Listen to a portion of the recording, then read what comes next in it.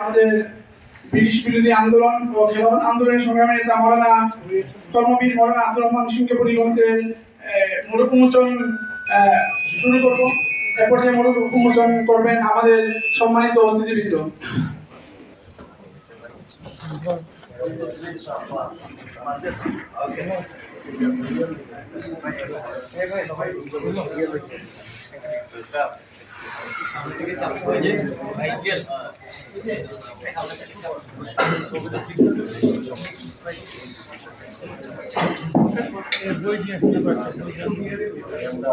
আলহামদুলিল্লাহ, খুব খুশি হইলাম আজকের এই আজাদী আন্দোলনের এক বীর পুরুষ ওনার জীবনী আমাদের হাতে আসলো। আপনারা সবাই জানেন এই দেশ ঊনবিংশ শতাব্দীর দিকে পুরা বিশ্বে ইউরোপিয়ানদের একটা উত্থান ছিল। তার সর্বপ্রথম আজাদী আন্দোলন ভারতবর্ষে ওলামায়ে কেরাম আরম্ভ করেন।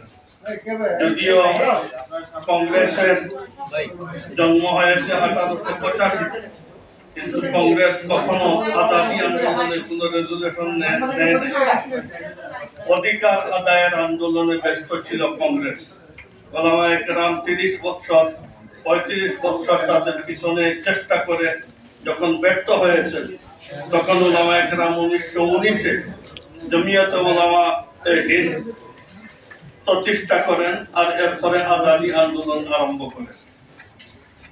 10 বছর যেখানে ট্রেন আবিষ্কার হয় নাই, গাড়ি আবিষ্কার হয় নাই, শুধু নৌকা আর ঘোড়া হইল যোগাযোগ ব্যবস্থা, ওই সময় পেশোয়ার থেকে নিয়ে ডিগবই তিনসুকিয়া পর্যন্ত এই পুরা ভারতবর্ষে ওলামায়ে কেরাম আজাদী আন্দোলনের চেষ্টা করেন। 10 বছরে গ্রামে গ্রামে বাজারে বাজারে আজাদী আজাদীর স্লোগানে আপনার মিছিল বের হয়েছে।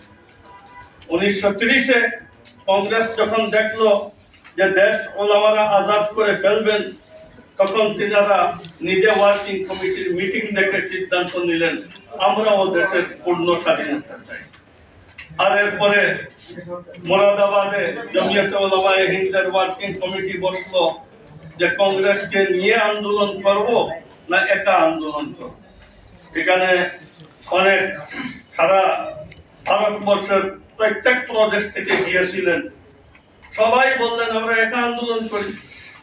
কিন্তু মৌলানা আবুল কালাম আজাদ, মৌলানা আতাউল্লাহ শাহ বুখারী আর মৌলানা হুসেন আহমদ মাদানী